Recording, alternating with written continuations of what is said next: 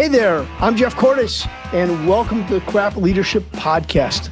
My philosophy is about C.R.A.P, caring, respect, appreciation, and praise.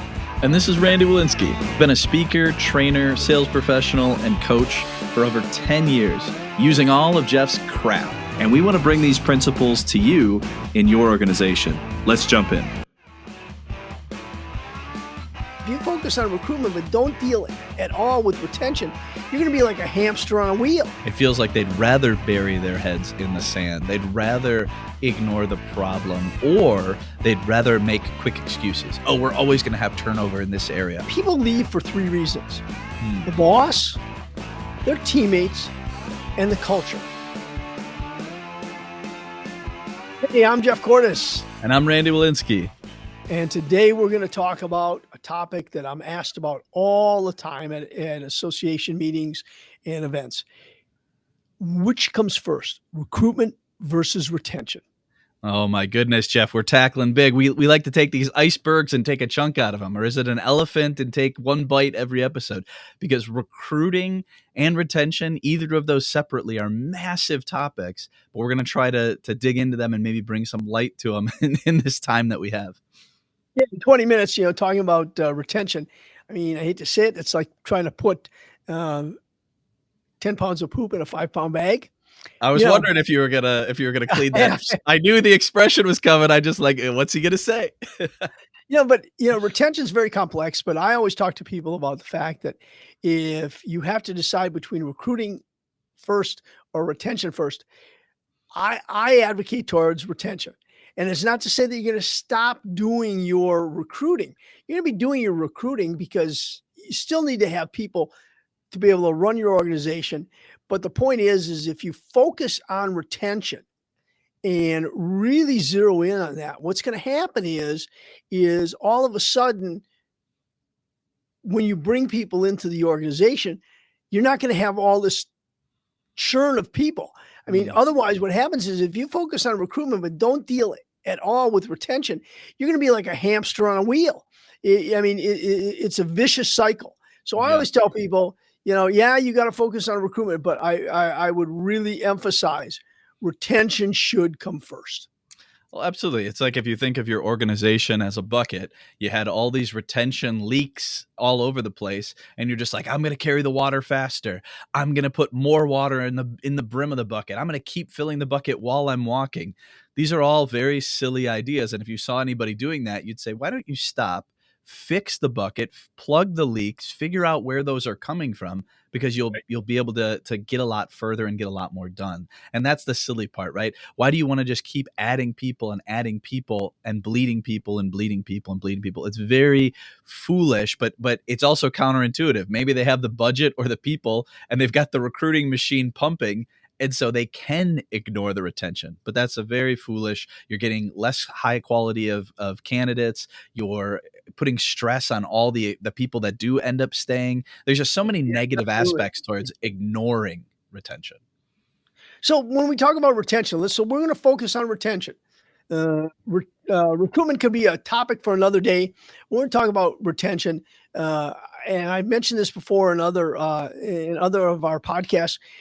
People leave for three reasons: the boss, their teammates, and the culture. And you've got to focus on those three things. But the biggest thing I always bring up is the fact that, I go into organizations and I say, well, where are you losing people? And they can't tell me. They have no data. I am a data-driven guy. You want to know what departments are losing people, which type of people are you losing? Because you could have one area where no one's leaving in the company, but then in another area, they're just hemorrhaging talent. Well, that tells me it's something with that department, and that can either be the teammates or the boss. So you got to look at the data, because data helps you to focus in on what you want to work on. The other thing is if we don't measure it, we're never going to improve. Because when you have to report in the senior staff meeting what the turnover has been like in the past 2 weeks, and you can't tell anybody Mhm. That's problematic. Or you tell people, all of a sudden they'll say, well, what are we going to do about it? So you move from a what do we do to a let's get something done sort of attitude. Mm. You get so many people on that, Jeff, that it feels like they'd rather bury their heads in the sand. They'd rather ignore the problem, or they'd rather make quick excuses. Oh, we're always going to have turnover in this area. Oh, this is our entry Hear level, that. so everyone has it. I hear that all the time. I mean, people say, well, that's the nature of our industry. Well, that's ridiculous. Mhm. So you're flushing money down the toilet because everybody else like you is screwed up. Come on. No, what you want to say is look, how can we be better than the people in our industry? Because if we're better than the people in our industry, we have a huge competitive advantage. Ooh, that's the thing that people need to get at, is not getting apathetic towards, oh, well, everybody loses people in this hospitality industry, or this, again, like I said, entry level job. We have a ton of turnover in that. And they just accept it. They get numb to it. But if you said, yeah, that's great, that's true, I understand why that could be a pattern you would see across the industry. However, we, what do we have to do to fix that? What there's, think of it, here's a great example, McDonald's, right? They figured out they're getting a bunch of entry level high school kids. They started changing their training processes to make the training a lot quicker and a lot faster. So it was just another way that, even just by measuring and figuring out what they had for retention, they knew how long they would keep people. They knew how long it would take to get them up to speed. They started modifying that part of it to compensate. And by default, you ended up having a better training process. You ended up having better customer service, and they kind of dealt with the issue of retention and even improved retention. So there's so many things you could think about, and you could just say, "Oh, it's fast food; it's always going to be bad." Okay, Well, we're going to do nothing then. Is that's the plan? yeah, you can't have that mindset. If you have that mindset, you're going to be out of business, or you're going to be losing profits for your shareholders, whatever it is. I mean, and I think the thing is, if you got data, you look to see where are you losing people. Hmm. Because as I said, I've seen organizations where one department is hemorrhaging people and the other place is not. Well, that tells me it's something about the boss. So the other thing I see a lot of is a lot of operational leaders blame HR. Oh, it's the quality of the people that they're sending us. The quality, they're horrible and whatever. We're dealing with people that are brain dead and whatever.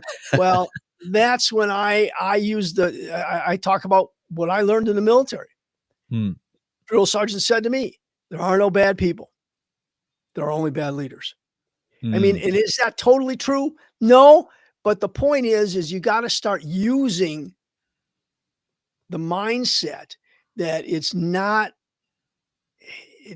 so much the people. You got to look at your internal processes Hmm. because all these people that are coming in, they can't be that bad.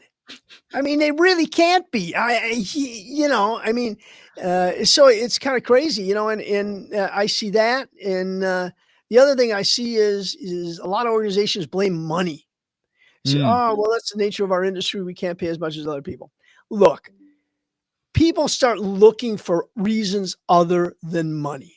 They Hmm. get another job, and they're not dumb enough to take that job for less money. So they get that job, and then when you're doing the exit interview, they say, "Well, you know what? I left for more money." They're not dumb enough also to say, "Hey, my boss is a jerk, Yeah. or my teammates are backbiters, or whatever Yeah. the thing is." Right? So, I mean, you got that situation where you know, don't look at people as the problem, and don't look as money as the problem. If All you right. put Those are, those two, yeah. Go for it. you you put those two things aside, man, you're gonna have the right mindset to really start to uh, deal with your employee turnover.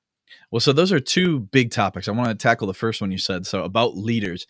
I agree with you that that is the right mindset for a leader to have, is don't start with, like a lot of leaders do, everybody's lazy. Nobody wants to work. Nobody Right. shows up on time. This, and that. There could be so many things that you as a leader are not doing. Maybe you're not qualifying the people properly. Maybe you're not holding them accountable. Maybe you don't have a culture. Maybe you let your cousin who works for you slide, so that bleeds into the whole culture, and everybody's doing it, so now it becomes a big problem. There's so many things to start with as a leader before you start blaming all of your people. But as you kind of alluded to, it's like there definitely are some people that are wrong for the organization. Maybe they're not bad, evil people in God's eyes, but they are bad, evil for the company. They're bad for the culture. They're bad for whatever. And it could be where they're at in life, could be their maturity level, could be their work ethic. Some of those things that are just innate to who you are could work in one organization where they have a certain type of structure and they just work better in there. And then maybe in your business, in your area, it's going to be a disaster. And that's why you have to exit those people. You have to then be a good leader and say, this person doesn't fit for my level of leadership, doesn't fit for the company, doesn't fit for the teammates. I've got to exit them. And you'll know if all of the team members are happy after you do it, that you made the right decision. So there are going to be a great reference on this. And I can say that I had a hard time doing this as a young leader. Until again, chatting more with Jeff and getting coaching. And then also good to great. That really crystallized the idea. There's a concept in there called the bus, right? And the bus is the company. You have to get the right people on the bus, right people in the Right. company. Get the right people in the right seats. That's so important. They could be the right person. They got the right work ethic, but they're just not getting this type of job. Get them in an area that they can excel in and get the wrong people off the bus. And I'm like, ooh, that's a good point. I'm hurting the whole bus and everybody on it if I have the wrong people. But the part that crystallized it for me is I thought I was being a nice guy. Thought I was being a good person by giving people chances and over again. And I'll say even this, I focused more on these are all my failings. I need to be better. What could I do better? Because that's the problem. I'm not knowing how to lead them, this and that. But at the end of the day, they just weren't the right people. And then once I Well, realized, and you're going to have that.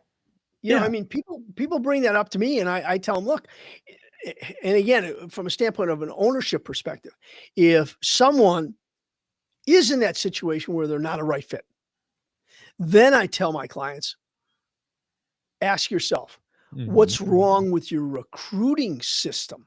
How did that person slip through the net and get into the organization? If they're truly that person that is mhm, never going to work, that means that something's wrong with your recruiting system. So these things go hand in hand. Uh, absolutely. yeah, Well, absolutely. and I agree. And as a leader, you have to be willing to see that this person needs to go and they can be released into the wild and find a place that's better suited for them. And Right. you are stealing their time by keeping somebody who's not a good fit. The sooner you can identify those people and promote them to customer, the better your organization will be, the better your personal life will be. And ultimately, it's better for that employee that they go find somewhere that they are a good fit for who they are, their skills, their abilities. Don't hold on to your people trying to be a nice guy. Well, and I actually ran into that very early in my career as an HR leader. I had a young guy that we exited from the organization, and he came back 2 months later, uh, stopped in and actually said to me, Jeff, the best thing you ever did was fire me. He says, because I didn't belong here. He says, I'm Mhm. doing great in my current organization. Yes. I want to thank you. That Wow. shocked me. That Yeah. really shocked me. Well, that puts it into crystal clear mode that you are doing people sometimes a favor because maybe neither one of you want to let go. It's kind of like Right. having being in a bad relationship or a toxic relationship. They stay together Absolutely. way too long. Maybe you'd both be better off finding different partners, so to speak, or different places of work. So, no, that's great. And then, I've been married to my wife for over 30 years. So what can I say? yeah, how does she put up with you, Jeff? What's her secret? Oh, she's a saint. That it isn't me. She's a saint. What it's can I it's say? all on her part. She won't let go. No, it's good. Um, so then the second part you brought is money, and nailed that. Everybody uses money. It's the easiest target. Nobody's to blame. Nobody's accountable. It just is what it is. Now there are some times where I was talking to a group. They work in the medical field, and they said they make start their people less than what the high school kid can go get at the Walgreens or CVS or whatever pharmacy. It's like, you've got a problem then. You are going to lose people because they are not going to put up with the stress of that environment when someone over here, half their age, is making a dollar or two more an hour. Then you do have a money problem and you need to figure out how to fix that, or you're just going to lose your people. And then you're going to be in real trouble and you're going to start wanting to jack up the rates and they're going to say, nah, I've moved on already. But most people are paying a competitive wage, hopefully, if they've got at least a decent HR team, You'd be right? surprised the number of organizations that they don't pay competitively, Mm, or they lag behind the market when the market moves, mm, and they wait too long, and the gap between where their people are and where the market is so big that money is a driver. yeah. But again, don't turn to money as an excuse, because then you fall into this trap between money as an excuse and lousy we're getting lousy people. You're never going to get a handle on your retention. Yeah, and so you hit on a good point. Even if that is your problem and you genuinely are not paying enough like you should, then you have to figure out what are the other things that you offer as a company or as a group that would attract people and keep them if it's not money. You just have to put that aside because money's kind of like gravity. It is what it is. If you could raise it, you probably would, but you can't. So you've got the hand dealt that you've got in your organization. What can you do with that? Because you got to take the money off the table. To complain about that and just leave it, no, you know what? We could maybe be more flexible, is a thought you could have. Maybe we could have different types of hours that are more convenient for people. Maybe we could have a more fun culture that people go, man, even though I'm making a little more over here, I'm going back. And you get some boomerang employees that they leave for that, chasing that dollar or that 50 cents, and then realize it wasn't worth it because they've got toxic bosses over there or toxic teammates. So there's a whole bunch of things that you just put that off to the side. As I mean, again, if it's not egregious, that's the obvious thing. If it's egregious, then you're fighting an uphill battle that a lot of things won't make a difference of. But using that as a scapegoat, especially, and we'll put this back to retention, especially when people leave. People are leaving and you're like, well, he said, like you said, he left for this money. No, it's the path of least resistance. It's easy. And nobody, how many people hate an organization so much that they're willing to put their family, their bills, and everything at risk to leave right now for less money? Almost nobody. They wait like, a monkey on a branch. They've got the one job, and as soon as they've got the next higher one, they let go of this one, they grab onto it. But what caused them to even start looking for that new place to leap? Yeah. And again, going back to data, I want to make sure, because I'm a data geek in that respect when it comes to employee retention. Is you will always, if you want to make an impact, there is always low hanging fruit. Mm, You want to attack that low hanging fruit right away, because if you start to see success, all of a sudden people say, you know what? This is the path. We are going in the right direction. Let's keep it up. So they're going to be low hanging fruit. Go after that long hanging fruit and start to get some results. Because if you're a middle level manager listening to this podcast, if you can go to senior leadership and say, "Hey, we've really reduced turnover in a certain area," that's going to enable you to be able to get more resources to be mm, able to continue to drive that employee retention. And we don't do that. But again, that's where data is huge. If you mm. have the data, you know where to go to deal with issues. You're not just running around chasing your tail. Hoping for the best, right? Okay, Hoping so for the best. this is good. So what are the big takeaways for everyone to take from this one? What are the things when they're thinking, especially retention versus recruiting? What are the biggest things they need to take away? They need to think about. I think the first one is, and I talked about it, is stop blaming money. Money's an excuse. It's something we hide behind. I think the other thing is there's no bad people. And I know we've talked about the fact that that's not totally true, but that philosophy forces you to take ownership. And I think the last thing is look at your leaders, Mhm. because 75% of the people out there say the worst thing about their job is their boss. So you got to look at your leaders, and particular if your leaders are in areas where your leaders have excessive turnover, Mhm. that's probably an indicator that there's something wrong with the leader. Mhm. When other areas aren't having that same type of turnover. Absolutely. I think that's I think those are probably the big 3 to take away from here. Um, but Well, I and it's oh, go for it. Go ahead.